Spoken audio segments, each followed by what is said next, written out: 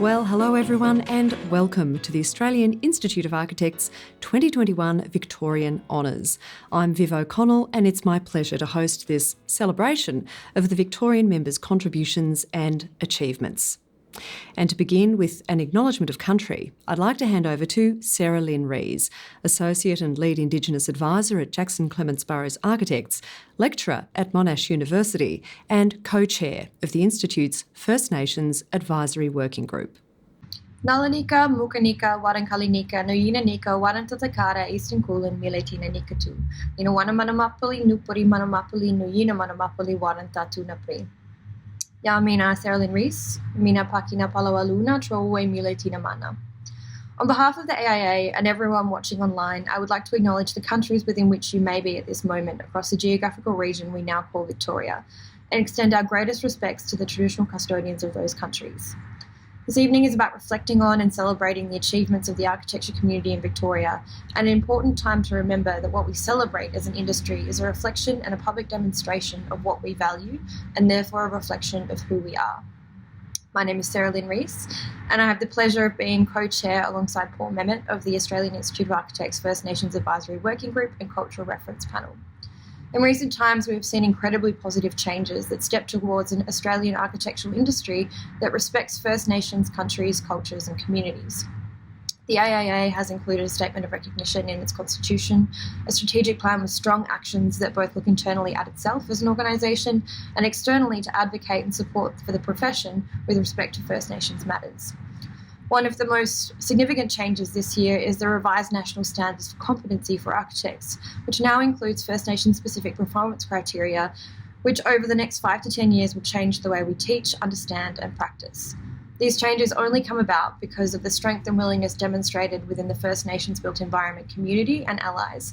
And in the context of an evening of celebration, I would like to take a moment to acknowledge and thank this growing community for their time, knowledge and care. Our industry is intrinsically tied to the reshaping of country, and every single practitioner holds an immense responsibility to ensure her health and well-being. Please have a wonderful evening and a safe and well-earned summer break. Ngāti Ninatu. Thanks, Sarah. Well, today's celebration and many of the chapter's activities throughout the year are supported by the Victorian chapter's corporate partners. On behalf of the Institute, I'd like to thank them for their support and, in many cases, for being part of the chapter's events. And now, to get the announcements underway, it's my pleasure to hand over to the Victorian Chapter President, Bill Kratiris. Thanks, Viv. It is with great pleasure and delight that I welcome our members, family, friends and colleagues joining us from across Victoria for this very special virtual event, the Australian Institute of Architects 2021 Victorian Honours. Following this very challenging year for everyone, including so many of our members in our profession, we look forward to this celebration becoming a new tradition whereby the Institute recognises the extraordinary contributions and varying achievements of our members across the full range of activities of the chapter, the Institute and more broadly within our community. Looking back on 2021, and despite our ongoing challenges, particularly around building reform, the work our members undertake in supporting one another and the profession continues to grow and strengthen. Indeed, in so many ways, the work became more vital than ever. Whether the crucial, often unsung work of our committees and forums, or the practical advice, resources and continuing professional development provided by our members for members, or the policy work across a wide range of areas representing the interests of our profession, as well as advocating for best practice to all levels of government. And our busy calendar of prizes and events organised by the chapter, including John Wardle's Gold Medal Address, our extensive program of seminars and discussions, and as always, the highlight of our year, the Victorian Architecture Awards, where the work of our members is celebrated by their peers and showcased to the wider community. In 2021, we had more than 200 entries across 14 categories from across the state, with 114 projects shortlisted. Our highest honour, the Victorian Architecture Medal, was awarded to Grimshaw in collaboration with Monash University for the Monash Woodside Building for Technology and Design. Congratulations again to all those who were recognised across the awards. The mission of the Institute of promoting the profession, being the public voice for architecture and improving our built environment, is only possible thanks to the many and varied contributions of our members here in Victoria. It is these significant contributions that we wish to celebrate this evening.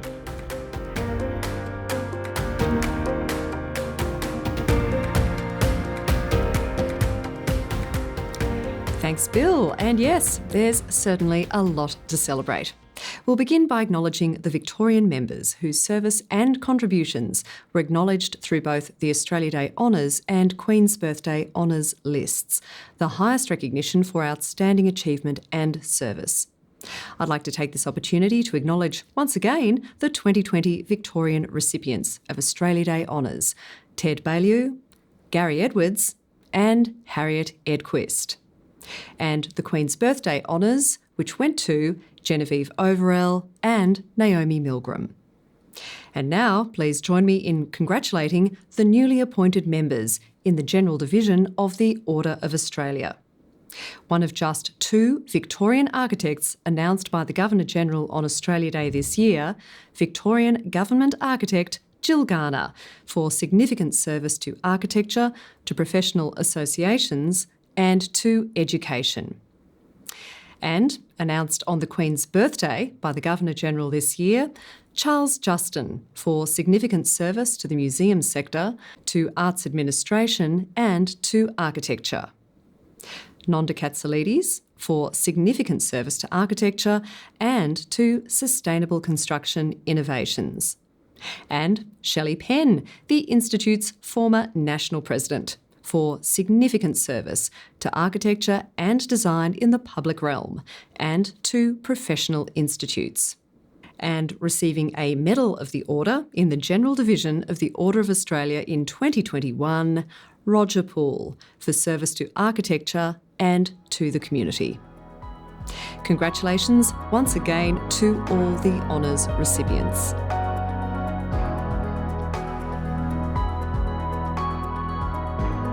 And now to the first of today's prize announcements, the Australian Institute of Architects Victorian Graduate Prize, which provides recognition and encouragement for graduating architecture students as they embark on their professional careers. The Victorian Graduate Prize is supported by Cox Architecture, Fender Katsoulides and Bates Smart. And the winner is selected from a pool of graduates from all Victorian accredited universities. I'd like to acknowledge the 2020 recipient, Victoria King, who of course also won the prestigious REBA President's Silver Medal in 2019. A big shout out to Victoria if you're watching tonight. This year, over 19 graduates were considered by the jury, which included Ellen Buttrose, Kelly McKay and Bill Kratiris.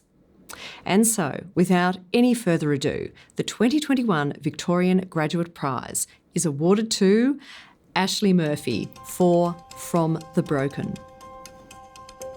The jury commends the sensitivity, clarity and level of resolution exhibited in From the Broken, a holistic and resolved project which elegantly navigates a complex and sensitive topic, proposing a considered place of respite and sanctuary for those escaping domestic abuse. This human-centred project aims to remove stigma and instil dignity to a group often underrepresented in architecture, and rigorous research and conceptual clarity has resulted in a carefully considered architectural response. Congratulations, Ashley Murphy. And I caught up with Ashley just a little earlier and asked her what it meant to receive the Victorian Graduate Prize. Oh, thank you so much. Yeah, I'm thrilled. It feels really lovely to have all the effort and thought and passion that I've put into this project recognised, and especially by the AIA. It's really special to have that acknowledgement. So thank you. Well, we heard a little bit from the jury about your project, but can you give us a sense of what your ambitions were? Yeah, sure. So my project is a shelter for women and children who are survivors of domestic violence. And the architecture takes its inspiration from kintsugi, which is a Japanese art form that aggrandizes the repair of a broken object through rebonding it with gold. So The architecture is a series of fractured pieces which are bonded together through a communal decking.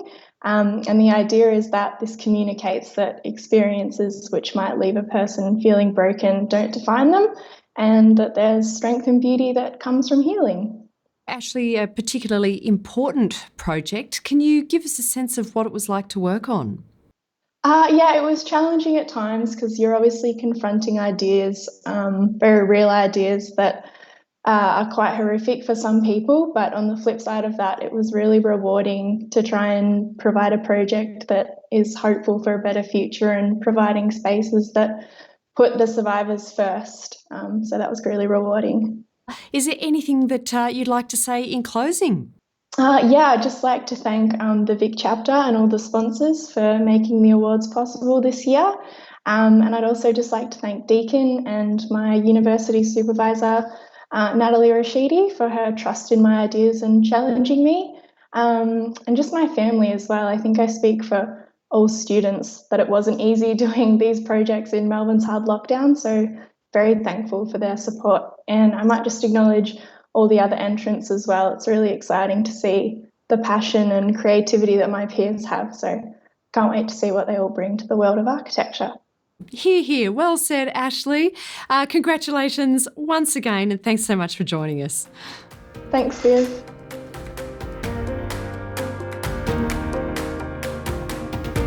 And now to the announcement of 2 honorary titles bestowed by National Council. Honorary membership is conferred on a person who, in the opinion of the National Council, has made a significant and long-term contribution to the Institute.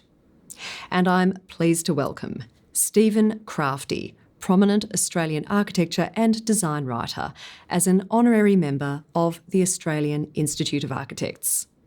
Congratulations, Stephen. Honorary fellowship is bestowed on a person who, while not a practising architect in Australia, is, in the opinion of the National Council, distinguished by scientific, artistic, literary or other eminent attainments in relation to architecture. I'd like to take this opportunity to acknowledge once again 2020 Honorary Fellow Naomi Milgram. Congratulations once again. And I'm pleased to announce that the Institute has acknowledged as an Honorary Fellow in 2021 Debbie Ryan, owner of McBride Charles Ryan and an interior designer with vast experience in the design of commercial, institutional and domestic interior projects. Congratulations, Debbie. Moving on to the announcement of Fellows. Fellowship is awarded to those who have demonstrated a significant contribution to the architecture profession beyond architecture practice. I'd like to congratulate the 2020 Fellows once again: Amy Muir, Andrew Maynard, Anthony Damazi, Delia Teschendorf, Fiona Dunnan, James Staunton, Judith North and Neville Cowland, Kirsty Bennett, Richard Leonardi, Robert Simeone, Roger Nelson and Tim Black. And the Victorian chapter welcomes as fellows this year Anne Lau, Bill Krateris, Bryce Rayworth, Catherine Duggan, Ingrid Backer, Jeremy McLeod, Lucinda McLean, Marika Newstupney, Mark Burry, Matt Gibson, Nadine Samaha, Paul Katsieris, Ruth Wilson and Sarah Buckeridge. Congratulations to the 2021 Fellows.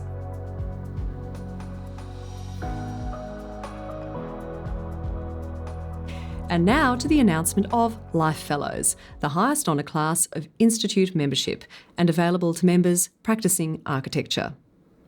Life Fellowship is awarded to Institute Fellows who, in the opinion of the National Council, have rendered notable contributions to the advancement of the profession in design, construction, literature, education, public service, or in any other way deemed worthy of this honour.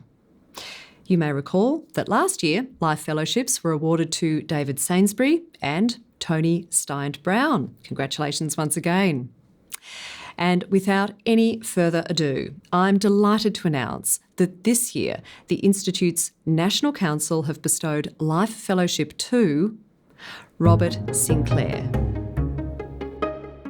Bob Sinclair has made a lasting contribution to the development and promotion of architecture throughout Australia, including as member of the Board of Architectural Education, Architectural Advisor to the Department of Justice, member of the Victorian Design Review Panel of the Office of the Victorian Government Architect, and as an educator at Deakin University, the University of Melbourne and RMIT.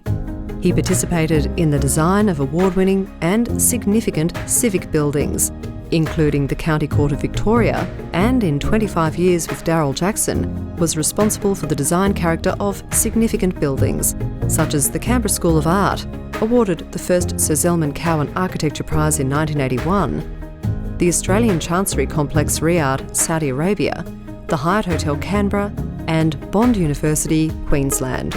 Congratulations, Bob Sinclair. And I caught up with Bob a little earlier and started off by asking how his life in architecture began. I finally worked out that I wanted to be an architect. I knew nothing about it, but I made up my mind. I said to my mother, I'd like to be an architect, Mum.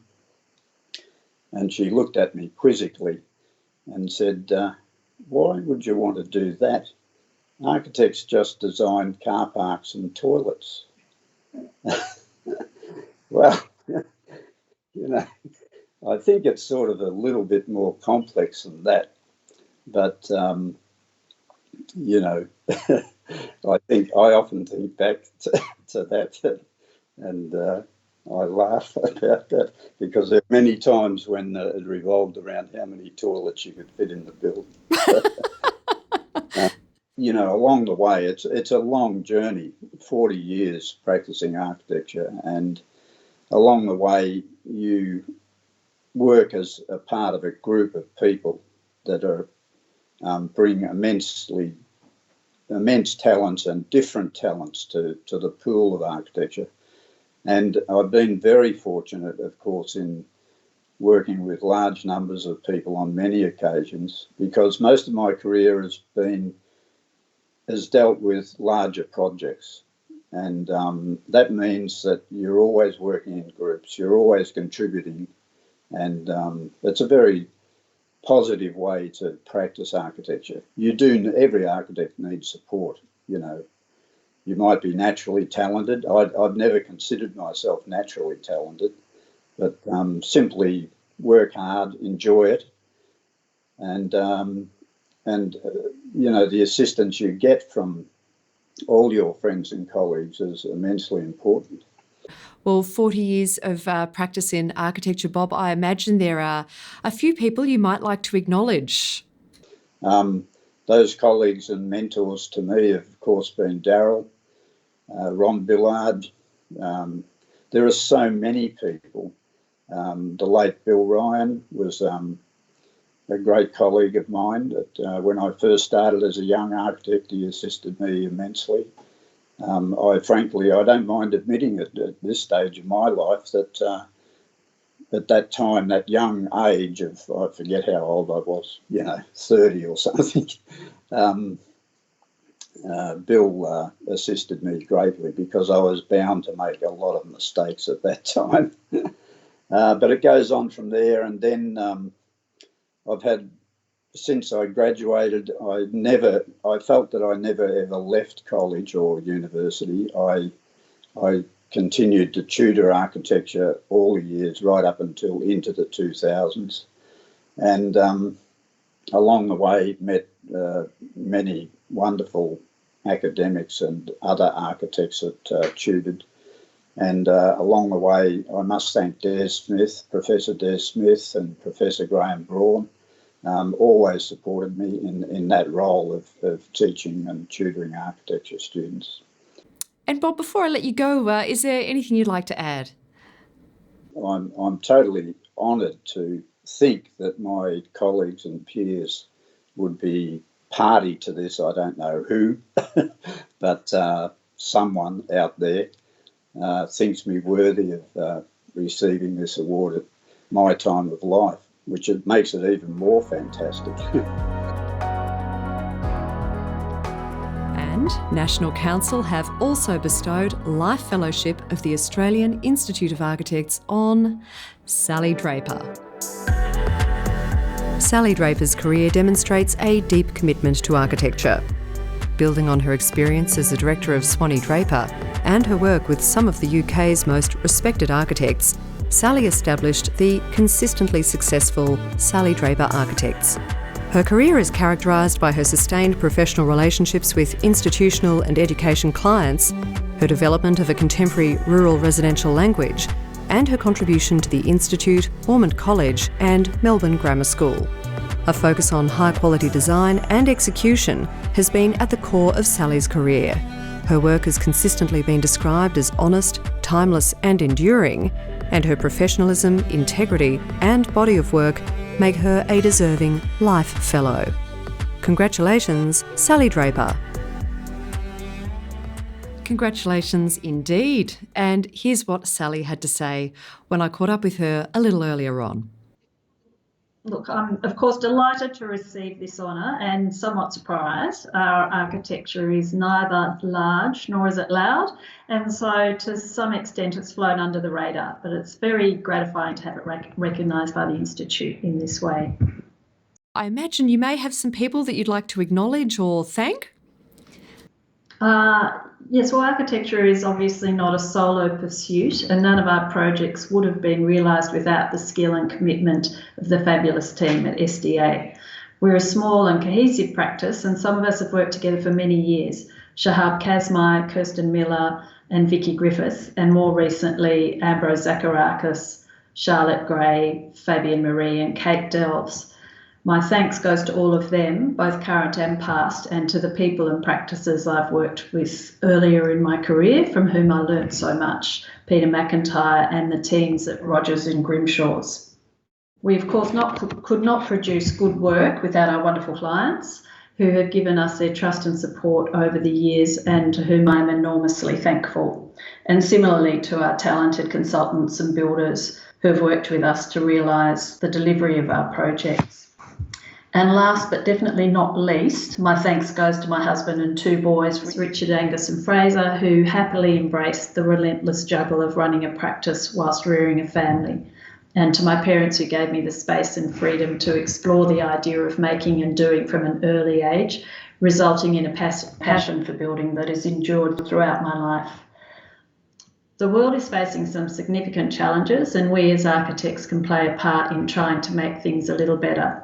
Every practice obviously has their own take on how they can contribute. For us, it's a matter of designing with an economy of means in the first instance, using enough but not more than is needed, and making buildings that last in the broader sense.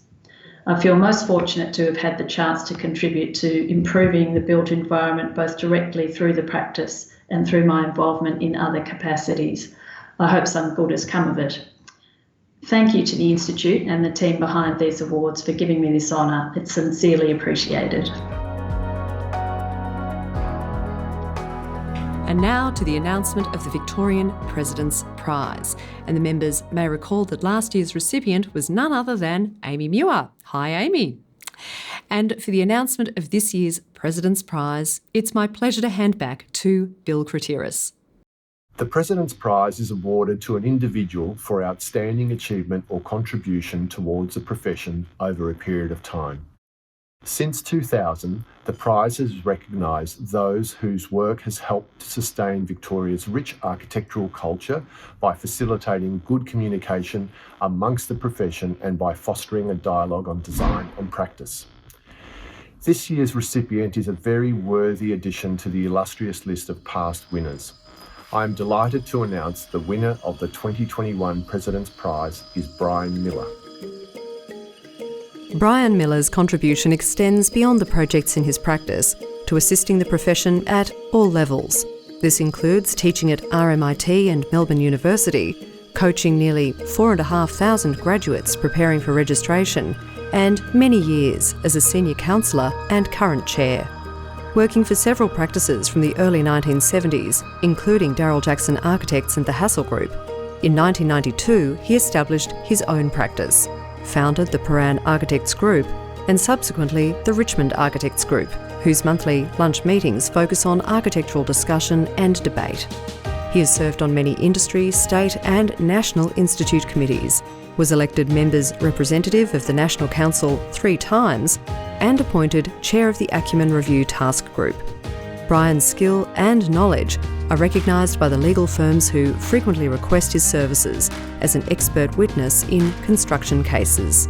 Generous with his time and willing to assist colleagues who seek his wise counsel, Brian is a most worthy recipient of the 2021 Victorian President's Prize. Congratulations, Brian Miller. Brian, congratulations. Thank you. Thank you. Can I ask you first, how does it feel to receive the Victorian President's Prize? Well, it came as an amazing surprise. I got an email from the Institute notifying me of the award. And quite frankly, I have no idea why I was given the award. There are lots of other people who should have got it before me. But whoever was responsible in the Honours Committee, thank you very much. And I'm very honoured to receive the award. Well, we heard there in Bill's citation just some of your many, many achievements over the years and your extraordinary contribution to the profession. Are there any particular highlights in your career that you'd like to reflect on? Perhaps one of the greatest highlights was when I was awarded my Life Fellowship. And I've told this story before, but I'll tell it again, that I received this letter in the mail from the Institute of Architects, and it had on the envelope on the outside, private and confidential. And when you get a letter that says private and confidential, you assume it's something fairly serious.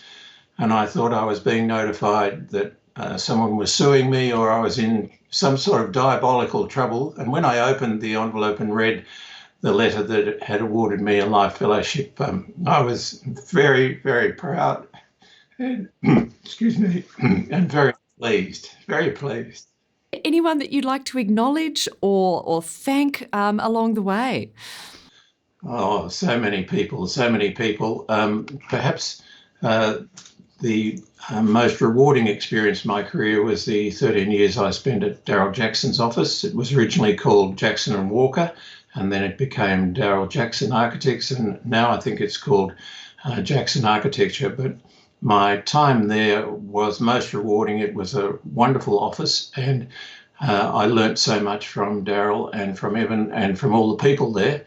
I also spent a number of years with the Hassel Group, and a much bigger office than Darryl Jackson's office, and I worked on some enormous projects there, biggest that I've ever worked on, and I learnt a lot there too. But I think my time with Darryl Jackson, he taught me so much of what I know today. And Brian, it's been obviously a tricky few years for everyone, and in particular the architecture profession. Do you have a message for your peers and colleagues? Yes, well, you know, I'm on the Senior Counsellor Service, and we've had lots of calls over the last 2 years, particularly here in Victoria, about COVID and how to handle the contractual problems associated with COVID, particularly extensions of time and claims from contractors, and what owners are doing about their projects being delayed. And I would suggest to anyone who is having any problems associated with the lockdowns that they should contact the Senior Counsellor Service. It's a free service, and we provide a lot of experienced advice about all those issues that have been going on and bubbling on behind the scenes over the last 2 years. And Brian, any words to close before I let you go? Just, I think, to thank everyone very much. I've had a wonderful career, and architecture is the most rewarding career that anyone could have. And for me, it's been the best thing I ever did when I started architecture. And thank you to the Institute of Architects for honouring me in this way. Thanks so much, Brian. Congratulations once again. Thank you. Well, we heard in Bill's comments earlier on that the Victorian Architecture Awards were a highlight of the year. And it was fantastic to see Kennedy Nolan and Williams Vogue Architects take out the highest honours at the National Awards a few weeks ago for multiple housing and heritage, respectively. A very big shout out to Peter Williams and to Patrick Kennedy and Rachel Nolan. And I'd like to echo Bill's congratulations to Grimshaw and Monash University for winning the Sir Selman Cowan Award for the Monash Woodside building. And now let's take a moment for a quick recap of some of the live crosses from this year's Victorian and National Architecture Awards. I'm an academic and Ben's an architect, and we have an architecture practice that's based on design research and design practice, so it's really nice to have that acknowledged and recognised. It was all about creating a heart for Springvale, creating something that was really going to give something back to them for the next 50 years. And we really threw everything we could at it. I'm going to say it's the most joyful project I think I've ever worked on. I don't know if this is the right forum to ask what John was like as a client, but... We're still talking. Of course it was challenging, but I feel like it was just an incredible privilege and a unique learning experience. So I'm really thankful for that process. We've got the whole team here. Well done, everybody.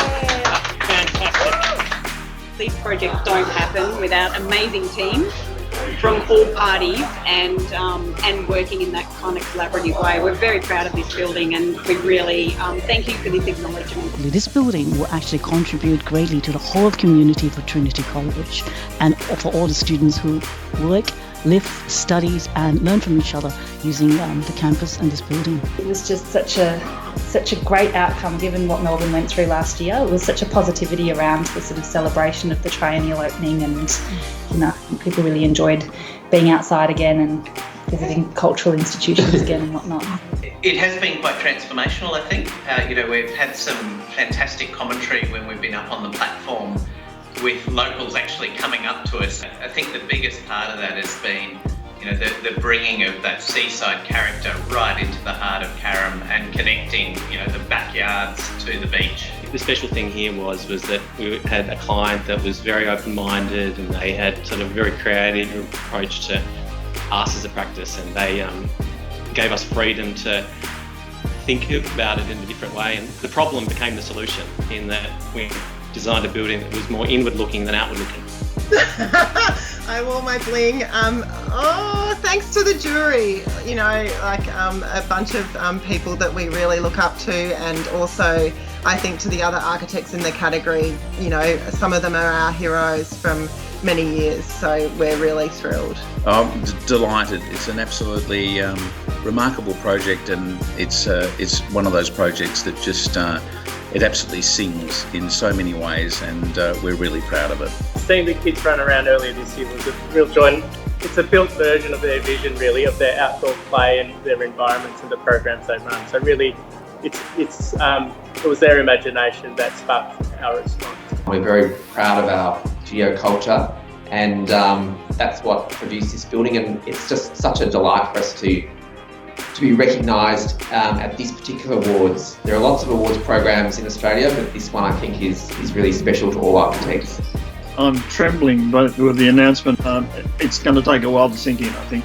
And I think that the reward for us all has been what it's returned to the community.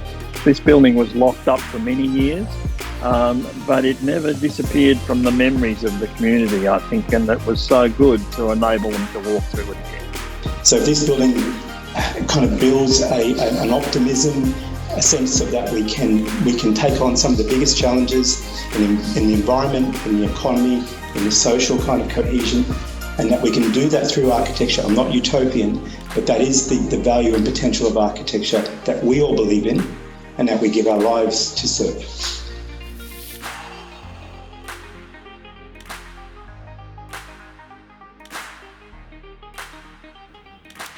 Congratulations once again to all the award-winning practices this year. And on that note, I'd like to hand back to Bill Kratiris to say a few words in closing and to give us a sense of what's in store for the Victorian chapter in 2022. Thanks, Viv, and congratulations again to Brian and indeed to all those members whose contributions and achievements have been recognised this evening. We hope you've enjoyed the first Institute of Architects Victorian Honours. It has been wonderful to see the work of our members over many years, and especially this year, recognised and celebrated in this way. Looking ahead into 2022, we have an exciting calendar of events lined up throughout the year. A few highlights include the 2021 Gold Medal A.S. Hook Address by Don Watson. We invite you to join us at the Capitol Theatre on February the 10th. Tickets will be available soon, and our 2022 gold medalists will be announced later next year. The 2022 Victorian Architecture Awards have officially commenced, with entries now open. We're excited to welcome back members and the public to attend the presentation, to juries and exhibition of entries during Melbourne Design Week in March. Excuse me. And we invite members to view our virtual awards presentation on June 17th, followed by an after party at the Melbourne Arts Centre. Finally, we hope to see you in person on November 17th at the Plaza Ballroom for our first Members Gala. On behalf of the Victorian chapter, I would like to thank you for joining us this evening and look forward to seeing you again in 2022. Thank you. Thanks, Bill. Sounds like it's shaping up to be a great year. And that brings the Victorian Honours to a close. I'd like to congratulate the prize recipients and everyone who's been acknowledged today for their outstanding contributions and achievements. You can find out more and read the full citations on the chapter's website. I'd also like to thank the corporate partners for their support of the chapter's events and programs. And as the year draws to a close, I'd like to wish everyone a safe and restful holiday season. In the meantime, thank you for joining me, all the best for the new year, and have a great evening.